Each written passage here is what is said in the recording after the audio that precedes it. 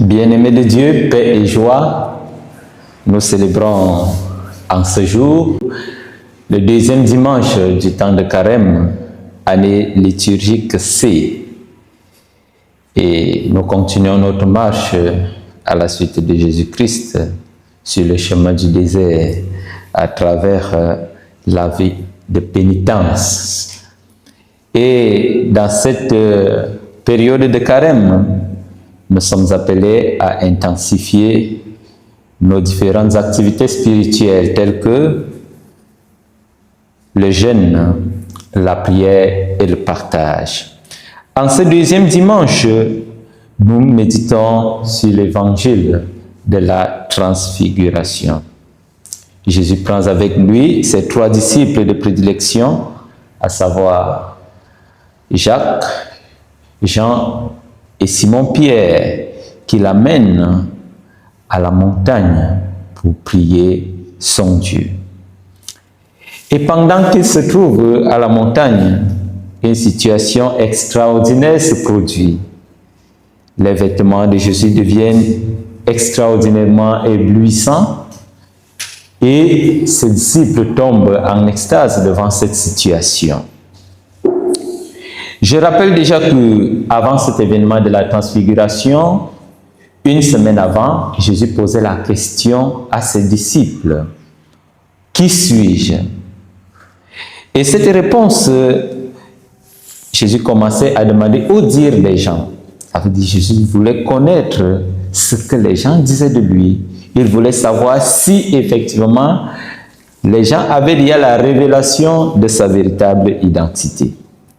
Et cette question a cette particularité qu'elle a été posée au jour du grand pardon.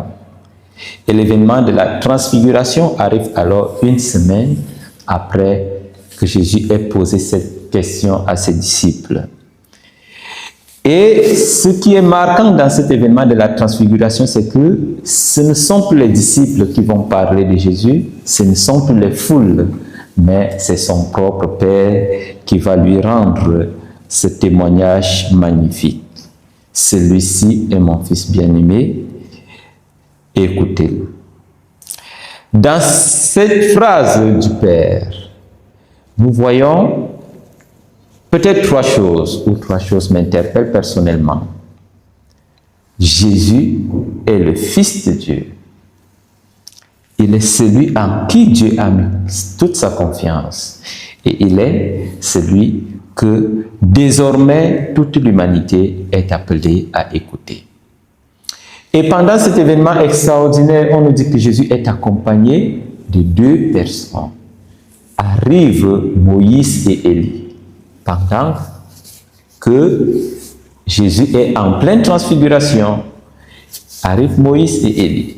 Ça veut simplement dire que c'est le Fils de Dieu qui accomplit toutes les prophéties, toutes les grandes prophéties et qui accompagne la loi. Parce que ces deux grandes figures qui jadis ont eu dans le passé l'heureux privilège de faire la rencontre de Dieu sur la montagne symbolisent l'un, Moïse, la loi, et Élie, le sommet de la prophétie. Jésus est donc le Fils de Dieu. Il est choisi par Dieu et il est celui que tous nous devons désormais écouter. Par cet événement de la transfiguration, c'est l'humanité entière qui est appelée à être transfigurée. Et Saint Paul reprend cette même transfiguration dans sa deuxième lecture, lorsqu'il exhorte les disciples de Philippe. Il leur dit quelque chose qui me touche personnellement. Il dit: nous attendons comme sauveur et Seigneur Jésus, lui qui transformera nos pauvres corps à l'image de son corps glorieux.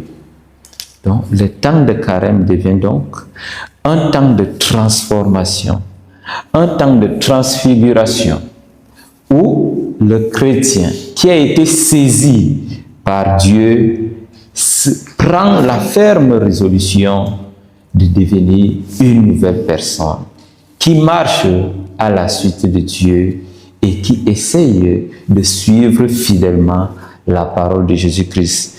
Cette parole qui s'est faite chair pour le salut de tous les hommes. Je voudrais donc, en cet événement de la transfiguration, lancer avec Jésus cet appel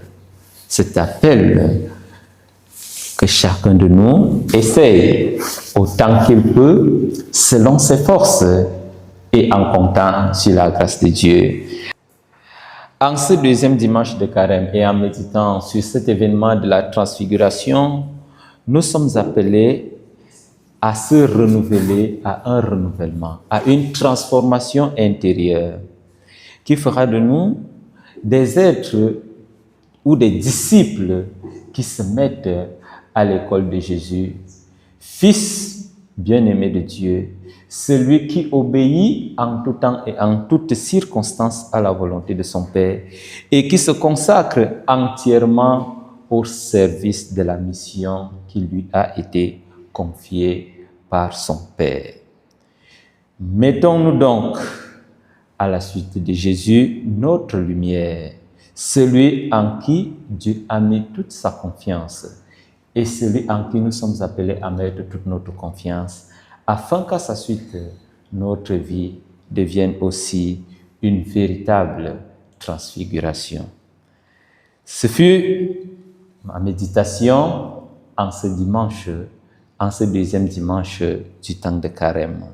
Je suis le Père André Fouda, missionnaire scotiste et vicaire à la paroisse Notre-Dame de la Paix de Diamaguène. Que Dieu vous bénisse, qu'il bénisse vos familles, lui qui est Père, Fils et Saint-Esprit. Amen.